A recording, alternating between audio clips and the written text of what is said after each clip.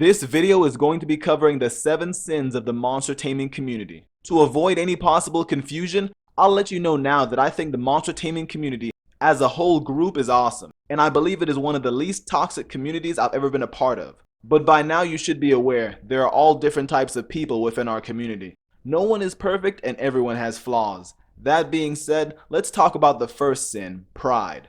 Practically every member claims that they want the community to grow and improve, yet many magically ignore opportunities to help each other, as if people can only own one video game or only subscribe to one YouTube channel.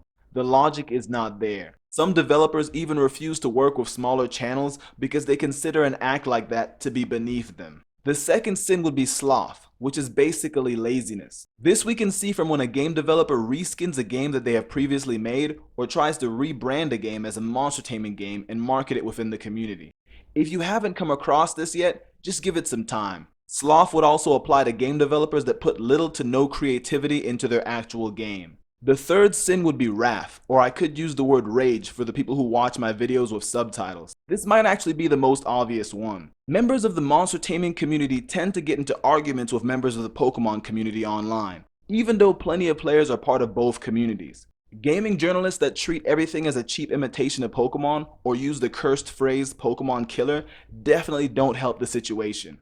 The fourth sin is gluttony. Oddly enough, the members who have fallen into this category are actually some of the biggest heroes of the community, because they have purchased practically every monster taming game with no regard to their bills or personal finances. Their knowledge on the wide array of games could be taught at universities. The fifth sin is envy. This one is most noticeable when members of the community do not want to allow anyone else to get attention for their ideas or achievements. They only desire to have their own work praised or the work of someone they admire. The sixth sin is lust. Unlike the Pokemon and Digimon community, the monster taming community does not have much of a Rule 34 problem.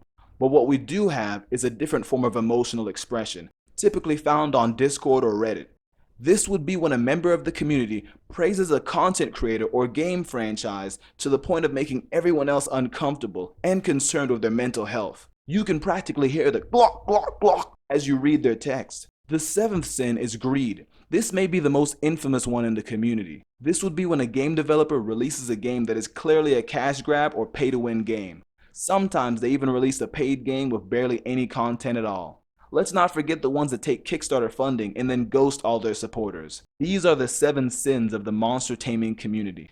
If you enjoyed watching this video, be sure to subscribe and like and share. Find out what happens next time on the OFC.